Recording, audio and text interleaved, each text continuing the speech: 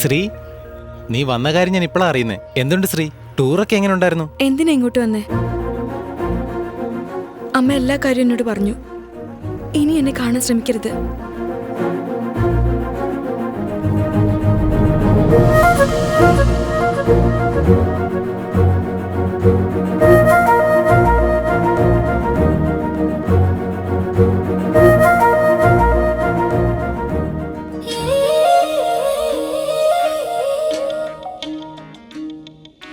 ഇത് കേട്ടോ, ഈ തെരഞ്ഞെടുപ്പ് എന്റെ പ്രസ്റ്റീജിന്റെ പ്രശ്നമാ. ചുമ്മാ അലമ്പ് കാണിച്ച എല്ലാത്തിനെയും കൊന്നുകളയും ഞാൻ. എന്താ ഈ ഇലക്ഷനിലെങ്കിലും എന്നെ മന്ത്രിയാക്കിക്കൂടെ? എന്തോന്ന് എടി പെണ്ണേ, ഇത് കോർപ്പറേഷൻ ഇലക്ഷനാ. എടോ, ഈ ഇലക്ഷന് നിന്നാ ജയിക്കുന്ന വാർഡ് ഏതാ? 125. എടി പെണ്ണേ, 125 വാർഡിന് നീ കൗൺസിലറായിട്ട് നിൽക്ക്. നിങ്ങൾ CM ആകും, ഞാനാണെങ്കിൽ കൗൺസിലറും. അയ്യോ, ഇവളെന്താ പറയുന്നത്? നോക്ക്, കൗൺസിലറായ മാത്രമേ മേയറാകാൻ പറ്റൂ. ഞാൻ മേയറോ? ഈ ജില്ലയുടെ മേയർ നീയായ എന്തൊക്കെ സംഭവിക്കുന്നു ദൈവത്തിന് മാത്രമേ അറിയൂ. വിജയം നമുക്ക്. പോയിട്ട് വാ. അയ്യോ, ഇവിടെ ഒരു ഒപ്പിട്ടേക്ക്. നമസ്കാരം. ഡെപ്പോസിറ്റ് അവർ വാങ്ങൂ. ഇവിടെ ആകെ മൊത്തം 25 ഡിവിഷൻ, 10 മണ്ഡലം, 132 വാർഡ്. നമ്മൾ നിൽക്കുന്നത് 125ാമത്തെ വാർഡ്. അവിടെ മൊത്തം 915 ഏരിയ ഉണ്ട്. ഒരു ഏരിയയിൽ 90 വീടുണ്ട്. ഒരു വീട്ടിൽ 5 പേരെ കണക്ക് കൂട്ടിക്കോ. മൊത്തം കൂട്ടിയ 2,76,000. അതിൽ വോട്ട് ചെയ്യുന്ന ആളുകൾ, അതായത് 18 വയസ്സിന് മുകളിലുള്ളവർ 1,88,899 പേര്. അതിൽ ആണുങ്ങൾ 96,034 പേര്, പെണ്ണുങ്ങൾ 82,433. ആരെ എവിടെ തട്ടി വോട്ട് മണിക്കണമെന്ന് നമുക്കറിയത്തില്ലേ. നീ വാടാ, ഞാൻ നോക്കിക്കോളാം. ഇവനെന്താടാ ഇവിടെ? അവനല്ലേ രമണിയുടെ കയ്യേ. ഇവൻ വലിയൊരു പുലിയാണ്. അവന്റെ മേലൊരു കണ്ണിരിക്കണം. അതെ, ഒരു ദിവസം കൊണ്ട് എങ്ങനെ രാഷ്ട്രീയത്തിൽ പുലിയായത്? അതൊന്നും ചോദിക്കരുത്, വെറുതെ അടിച്ചു വിട്ടെന്നേ ഉള്ളൂ. സംശയം ഉണ്ടെങ്കിൽ എണ്ണി നോക്കാൻ പറ. എന്താ വെറുതെ അടിച്ചു വിട്ടെന്നോ? നാട്ടുകാരുടെ പലിശക്കാശ് കൊണ്ട് ജീവിക്കുന്ന രമണി ചേച്ചിയെ ഒടുവിൽ നാട്ടുകാരുടെ മുന്നിൽ തെണ്ടിക്കേണ്ടി വരത്തരുത് കേട്ടോ. മക്കളെ, എന്നെ കുറിച്ച് എല്ലാവർക്കും അറിയാം. ഒരു പക്ഷെ ഞാൻ ഈ ഇലക്ഷനിൽ തോറ്റെന്ന് ജയിക്കും ചേച്ചി. ഒരു ഉദാഹരണത്തിന് ഞാൻ പറഞ്ഞതല്ലേ. എന്താ എടാ, നീ എവിടെ പോവാ?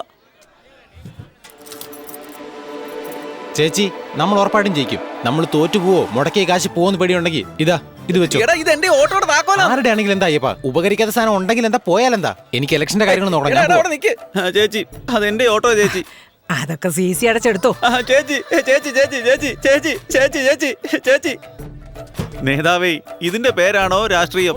അതുകൊണ്ടാണോ വരാത്തെ?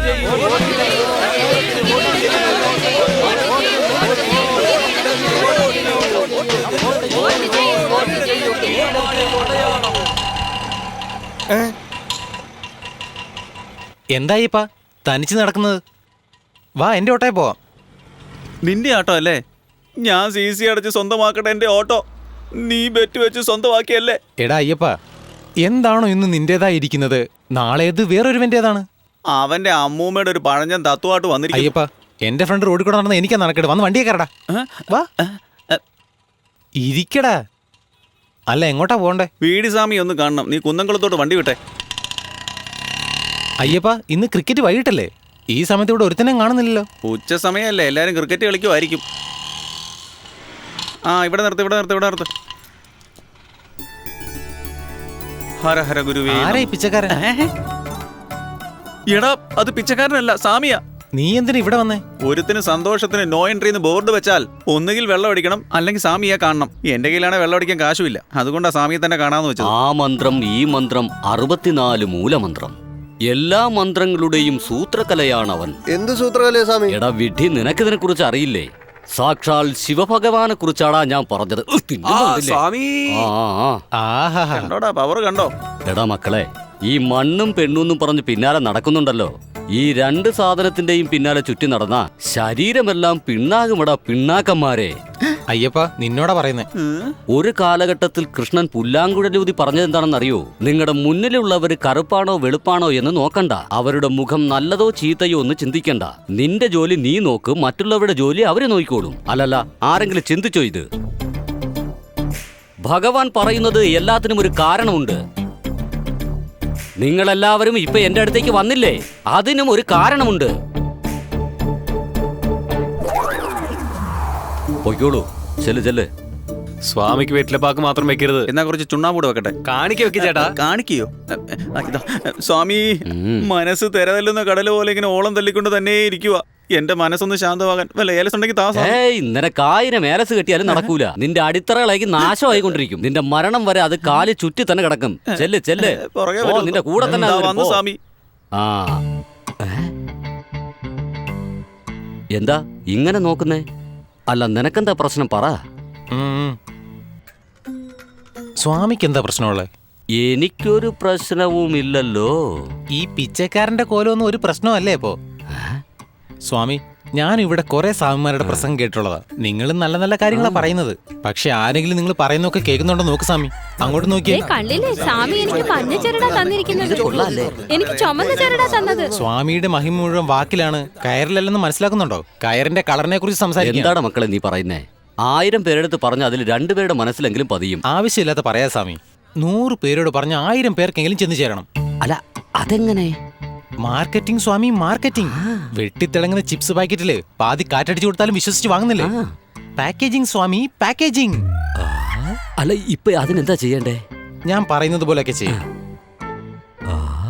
ഒരുപാട് സംസാരിക്കാതെ ഒരു ദിവസം ഒരാളോട് സംസാരിക്കാൻ. എന്താ ഈ പറയുന്നേ? ജയമേ ലയം. പോയിട്ട് വരട്ടെ. Good morning madam. ആരാ നിങ്ങള്?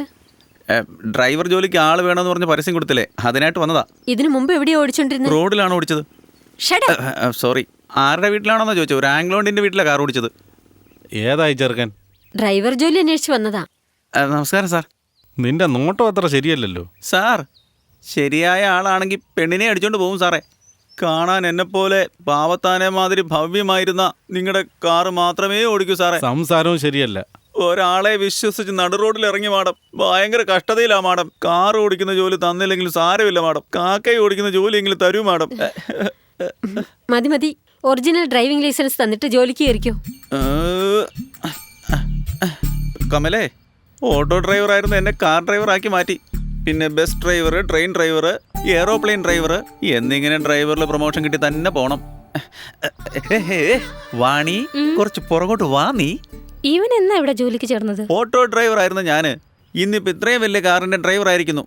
എന്റെ വളർച്ചയെക്കുറിച്ച് നിന്റെ അഭിപ്രായം എന്താ? ഓട്ടോ ഓടിച്ചാലും കാർ ഓടിച്ചാലും നിങ്ങളെ ഡ്രൈവർ തന്നെയാ. എടി, നാളെ ജീവിതം എന്ന വണ്ടിയിൽ നിന്നെ പോലെ ഒരുത്തി എടുത്തു വെച്ച് ഓടിക്കാൻ നല്ല ഡ്രൈവർ തന്നെ വേണ്ടേ? കേട്ടോ നിന്നെ. ഒരുപാട് നാണം കെടുത്തിയല്ലോ. പെട്രോൾ മോഷ്ടിച്ച് വലിയ പണക്കാരനാകാന്ന് കരുതിയപ്പോ ഇവന്മാർ ഇവിടുന്ന് വണ്ടി അനക്കുന്ന ലക്ഷണമില്ലല്ലോ. എനിക്ക് കാർ ഓടിക്കാനുള്ള ഭാഗ്യം കിട്ടുന്നില്ലല്ലോ.